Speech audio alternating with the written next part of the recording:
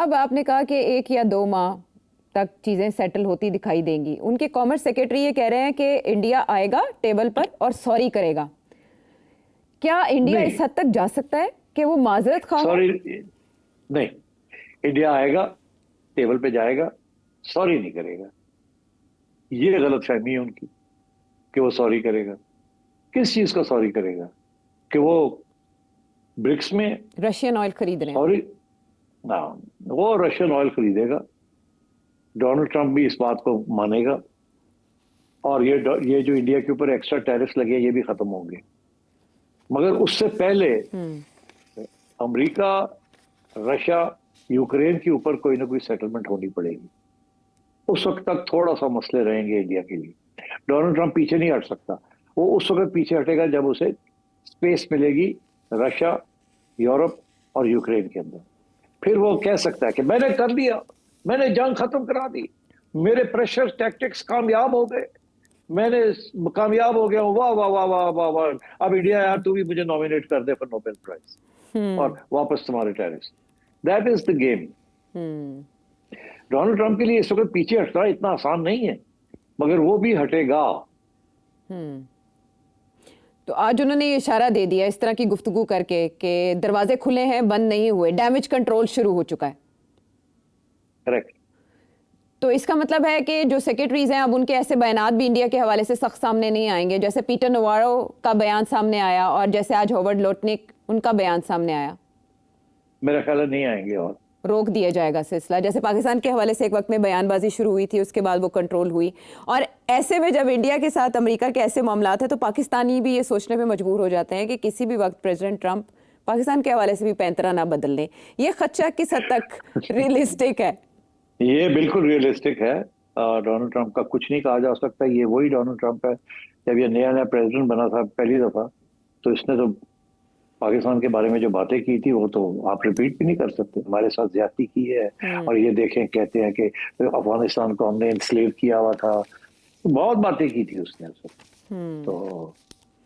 और ऐसे ही ख्यालात का इजहार वो भारत के हवाले से कर रहे हैं और कह रहे हैं कि भारत टैरिफ किंग है और भारत ने हमेशा फ़ायदा उठाया है अमेरिकी मंडियों का। सिचुएशन बड़ी ड्रामेटिकली चेंज हुई कि रिपोर्ट किया एक अखबार ने 4 बार नरेंद्र मोदी ने फ़ोन नहीं उठाया प्रेसिडेंट ट्रंप का, लेकिन उसके बाद प्रेसिडेंट ट्रंप ने एक हल्का सा इशारा दिया, हल्का सा नरम गोशा दिखाया और उस पर ANI की खबर को रीट्वीट करते हुए वेलकम किया, स्वागत किया नरेंद्र मोदी ने। बात अब आगे कैसे बढ़ती है, बर्फ़ कैसे पिघलती है और आलमी तनाज़ात एक दूसरे से कैसे जुड़े हैं, हम देख रहे हैं कि भारत की खारजा पॉलिसी के भारत के सितारे गर्दिश में है। इसी तरह आलमी सतह पर जो इंडियन डायस्पोरा है उसके लिए भी बहुत सी मुश्किलात खड़ी हो गई हैं। इसकी जो एक ताज़ा लहर है वो ऑस्ट्रेलिया में देखने में आई, जहां एंटी इमिग्रेंट्स मुजाहरे हो रहे हैं इमिग्रेशन के खिलाफ। वैसे तो यूके में भी होते रहे, लेकिन ऑस्ट्रेलिया में इस लहर का आना, सिट साहब इसके मुहर्रिकात आपके ख्याल में क्या हो सकते हैं?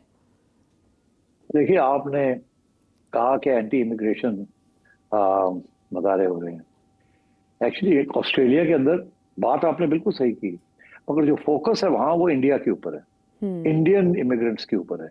उसकी वजह यह है कि सबसे ज्यादा बड़ा ग्रुप इमिग्रेशन का जो पिछले 4-5 साल में वो इंडियंस, 2-3 लाख इंडियंस वहाँ ऑस्ट्रेलिया पहुंचे।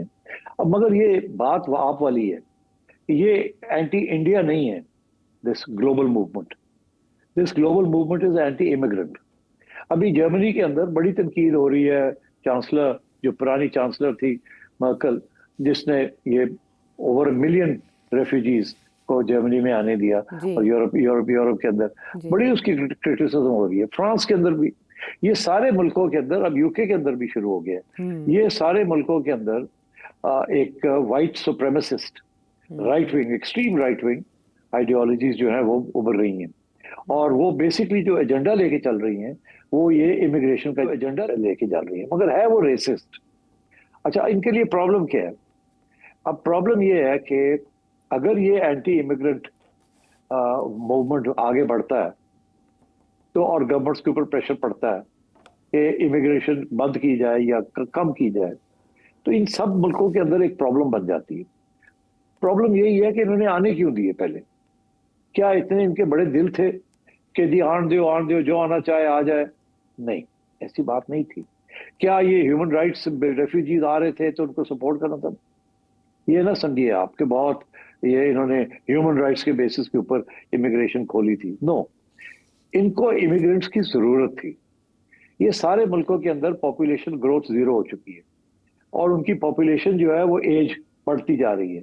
ये लोग अपने प्रोड्यूस नहीं कर रहे नई जनरेशन अपने रेस की। इनके जो लोग हैं वो बूढ़े होते जा रहे हैं। अच्छा, जब वो बूढ़े होते जा रहे हैं तो वो काम कम कर रहे हैं और इनको अब क्योंकि एफ्लुएंस इतनी थी इनमें, ये अब काम भी इतना नहीं करना चाहते और वो जो सारे मीनियल काम्स हैं, जो लो ग्रेड काम्स हैं, वो ये करना नहीं चाहते और इनके पास लेबर फोर्स नहीं है अपनी। तो इसलिए अब किसी ने झाड़ू देना है, किसी ने टॉयलेट साफ करना है, किसी ने घर साफ करना है, सड़कें साफ करनी है, ये और ये काम करने हैं, वो इनके पास अपने लोग ही नहीं है करने के लिए, या वो करना नहीं चाहते। वो कहते हैं कि यार हम ये नहीं करेंगे, हम बैठ जाएंगे, हमें डोल मिल जाएगा। डोल से मुराद ये कि आज जो अनएम्प्लॉयड है उनके लिए स्टेट जो है, ये वेलफेयर स्टेट्स है, उनको पैसे दे देती है, रोटी पानी दे देती है, घर दे देती है। तो वो कहते हैं हम ये काम नहीं करेंगे। तो ये काम किसी ने तो करने हैं ना। तो इसलिए इमिग्रेंट्स जो आते हैं वो टेक लो वेजेस और वो सारे काम करने के लिए तैयार होते हैं।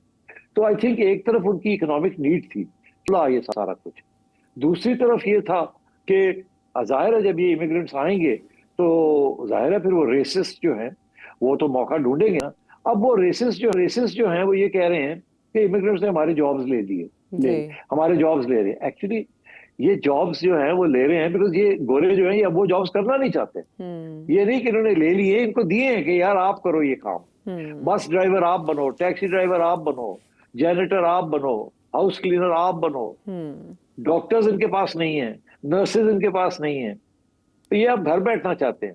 वो कहते हैं सानू जॉब दो, बस काफी है, इनसे काम कराओ। तो अब बात ये है कि और ये इकोनॉमीज जो है दे बिकमिंग डिपेंडेंट ऑन इमिग्रेंट्स, और इमिग्रेंट्स इसलिए बिकॉज वो लो वेजेस पे काम करने के लिए तैयार होते हैं। ठीक, तो आई थिंक इनके लिए ये इसीलिए मेन स्ट्रीम सारी गवर्नमेंट्स जो हैं इस वक्त यूरोप के अंदर वो एंटी इमिग्रेंट्स नहीं है, वो सिर्फ इलीगल इमिग्रेंट्स के खिलाफ है कि कंट्रोल करके रखना चाहते हैं। ये नहीं कि ज्यादा हो जाए और मसला ना बन जाए। ये नहीं कि वो एंटी इमिग्रेंट्स है, मगर ये जो राइट विंग पार्टीज हैं ये जज्बाती और इमोशनल इश्यूज को क्रिएट कर रहे हैं। ये दिस इज व्हाई अब इंडिया के ये जो ऑस्ट्रेलिया है, बिकॉज वो लार्जेस्ट कम्युनिटी जो है वो इंडियंस है वहां, तो उनको फोकस किया जा रहा है। इसी तरीके के साथ यूके के अंदर पाकिस्तानी के ऊपर आ रहा है, जर्मनी के अंदर टर्क्स के ऊपर आ रहा है, फ्रांस के अंदर अगेन टर्क्स के ऊपर और अरब्स के ऊपर आ रहा है। तो इस किस्म की चीज सिचुएशन है ये, but that is the root cause of this. It is not an anti India movement. अच्छा सेठ साहब, कुछ हफ्ते पहले ही ऑस्ट्रेलिया के बड़े बड़े शहरों में, जिनमें सिडनी भी है, मेलबर्न भी है, पर्थ भी है, ब्रिस्बेन भी है, यहाँ प्रो पैलेस्टीन प्रोटेस्ट देखा गया। लाखों की तादाद में लोग उसमें शरीक हुए और वो दुनिया में हेडलाइंस इसलिए बनी कि ऑस्ट्रेलिया जैसी सोसाइटी में, ऑस्ट्रेलिया जैसे मुल्क में फ़लस्तीन के हक में इतने बड़े पैमाने पर मुजाहरे हो रहे हैं।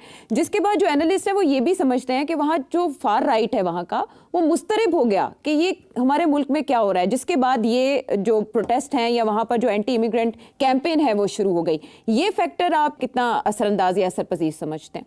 बिल्कुल सही कह रहे हैं कि अब देखिए ना, जो ये जो पैलेस्टीन के ऊपर जो प्रोटेस्ट हो रही हैं, आप सोचिए कि हर इमिग्रेंट जो है वो सारे इनको सपोर्ट करेंगे, they will go into those protests.